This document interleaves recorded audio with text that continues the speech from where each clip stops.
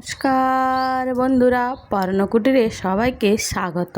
আজকে আমি নিয়ে চলে এসেছি একদম একটা নতুন রেসিপি নিয়ে হাজির হয়েছি আপনাদের সামনে। তো আজকে আমি বানাবো কচু বড়ির তরকারি। তো এখানে আমি নিয়ে নিয়েছি কচু।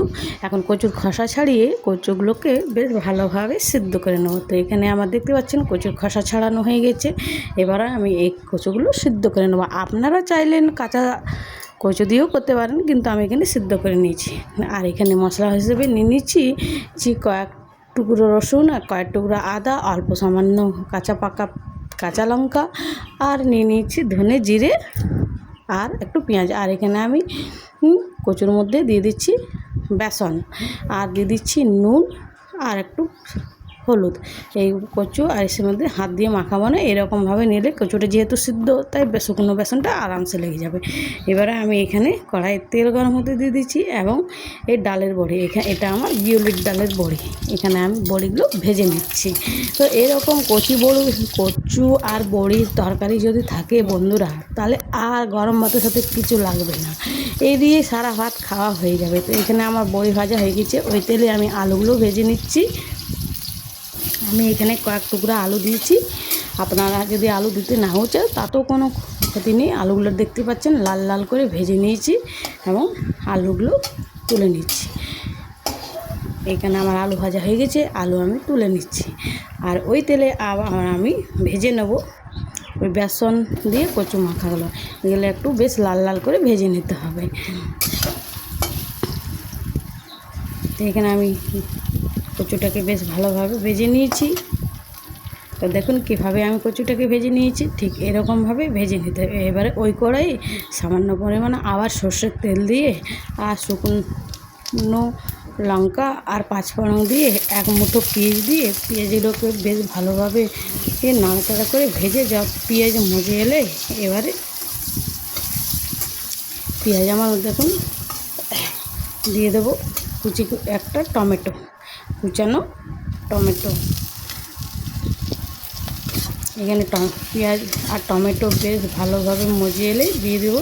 বিশ্বাস করুন বন্ধুরা, এই কচু বড়ির রেসিপি যদি একবার বানিয়ে নেওয়া যায় গরম গরম ভাতের সাথে, তাহলে আর কিছু লাগবে না।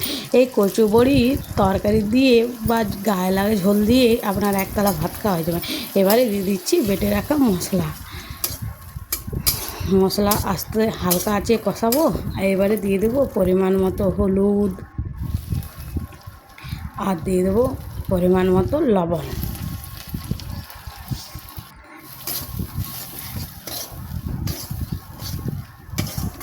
এখানে আর এই রেসিপির জন্য আমি আর একটু এই যে ধুয়ে রাখা জলটা দিয়ে দিলাম, মশলা ধোয়া জলটা বেশ ভালোভাবে। আর একটু কালারের জন্য দিয়েছি কাশ্মীরি লঙ্কা, যেহেতু আমরা কাঁচা লঙ্কা ঝাল খাই তাই কালারের জন্য একটু সামান্য দিচ্ছি কাশ্মীরি লঙ্কা।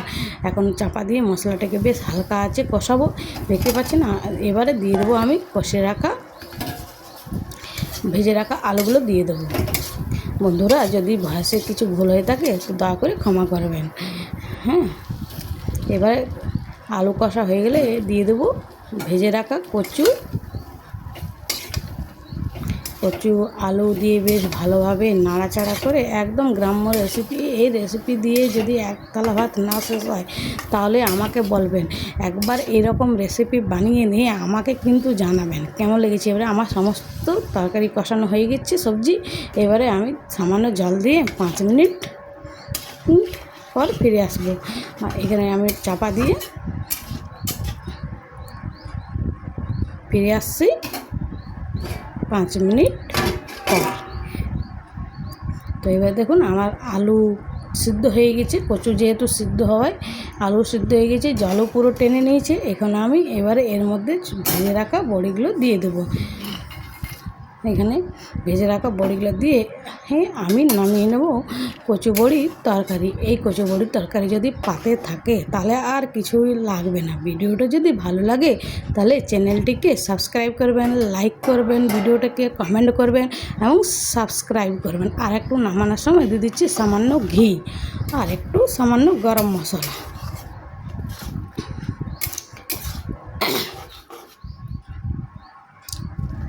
আর দিয়ে দিচ্ছি গরম মশলা। এই গরম মশলা দিয়ে নামিয়ে নেব। তাহলে একবার হলেও এইরকমভাবে কচু বড়ির তরকারি বানিয়ে খেয়ে দেখবেন, তারপরে বলবেন ও স্বাদ হয় সেই সেরা সেরা। তো যে কচু দিয়েও যে এরকম স্বাদের তরকারি বানানো যায়, নিজে একবার বানিয়ে না খেলে বিশ্বাস করবেন না। তাহলে ভিডিওটা ভালো লাগলে অবশ্যই চ্যানেলটাকে সাবস্ক্রাইব করবেন, লাইক করবেন, কমেন্ট করবেন এবং